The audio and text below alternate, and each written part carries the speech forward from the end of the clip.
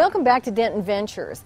You know, the partners here at USA Aviation Group are kind of a laid-back group. In fact, they joke a little bit about how this little retirement hobby turned into be something bigger than even they expected. Now, Mike Sykes, who you met earlier, and Roper Vaughn actually knew each other ahead of time and had been in business together, and both are pilots. Right. And to hear Roper tell the story, it just kind of unfolded and the business expanded. And what they found was that being here at the Denton Airport actually opened international opportunities for them. In the initial stages, my partner Mike and I decided to pursue something jointly because we had some success in the past, and we found the aviation business as something available. And our initial intention was to simply to be in the business on a superficial way. But when we got here and began to entrench ourselves in the process, opportunities began to present themselves from the airport directly and from the aviation community in general. Being the entrepreneurs that we are and the processes that we've followed in the past, we simply just picked up the ball and ran with it and moved on down the road and grew it. Yeah, it sounds like you almost started like a hobby, and now here you are. It essentially was. Yeah. I wouldn't say it was a hobby, but it was intended to be a small operation, and we had no idea that it would have the growth potential that we've got now. Yeah. You know, one of the most impressive parts of your company is the flight training, the international flight training facility that you have now. Tell us a little bit about that and your plan to kind of grow that part of the business. Well, the essence of the business in the early stages was the flight training, and it is certainly the driver as we speak today. It is the driver behind our multifaceted aviation business. But that's where we see the real potential. Aviation is continuing to grow on a worldwide basis. Airline pilot training is still the most productive here and most efficient here in the U.S., and there are a number of reasons for that. We have a giant aviation infrastructure.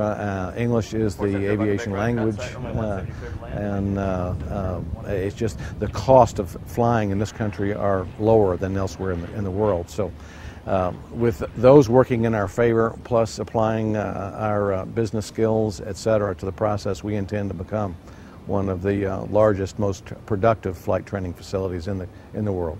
Now, with many of our viewers, they might think, well, it's pretty simple. You have 150 students, you train them, you know, how difficult could that be? But it's not just training. It's providing their housing, being sure that they, you know, understand the culture, because many of them coming from foreign countries, and really facilitating that whole process.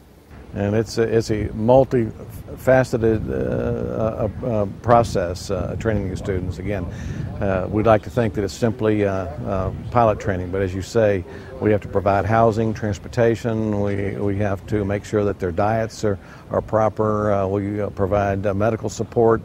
So it's an all-inclusive relationship with most of the international students. So it's expanded the dynamics of the company much beyond flight training and even aviation-related subjects. It's become all-inclusive, and we have that responsibility to our Chinese clients, and we believe we're meeting the test. Yeah. And they're also contributing to our local economy. That's correct. Each Chinese student in particular, and our other foreign students to a slightly lesser degree are bringing to the U.S. and the local economy just under $100,000 a year in spending. So that's a phenomenal story in itself. We're doing our part for the balance of payments, and those dollars that we're spending in China are coming back. So we're bringing them back. Now, for our students at UNT that are interested in aviation and perhaps interested in this intersection of entrepreneurship and aviation, what do you suggest for them? How do they pursue that? There's no magic. There's nothing that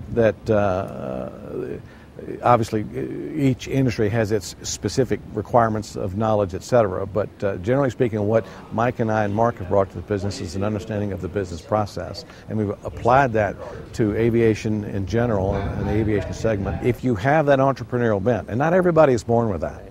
Not everybody is willing to take the risk, is willing to make the commitment, etc. But if you feel you have it, it's as good a spot as anywhere. And we're just applying those same business principles and our entrepreneurial sense, so to speak, to a single business. Well, you're a great role model for our students, and it's such a privilege and an honor to have you as part of our community. Great. Well, and we're glad to be here. And I congratulate you, and I know you've got a long way to go. Well, we don't know how far it'll go, but you've got a long runway. We're going to we're going to keep running and keep aggressively pursuing the growth side of it, carefully taking care of the details, and see where we end up. Good. You know, it's really obvious that all three entrepreneurs just love what they're doing, and they try to create a positive work environment for everyone here. I really liked what Roper Vaughn said when he mentioned that there's nothing magical, nothing brilliant, just good, solid business practices. And what a great lesson for anybody who would like to be an entrepreneur. Well, that's it for this edition of Denton Ventures. Thanks for joining us. We'll see you next time. Denton Ventures is produced by the University of North Texas Mayborn School of Journalism, the Murphy Center for Entrepreneurship at the University of North Texas, and the City of Denton.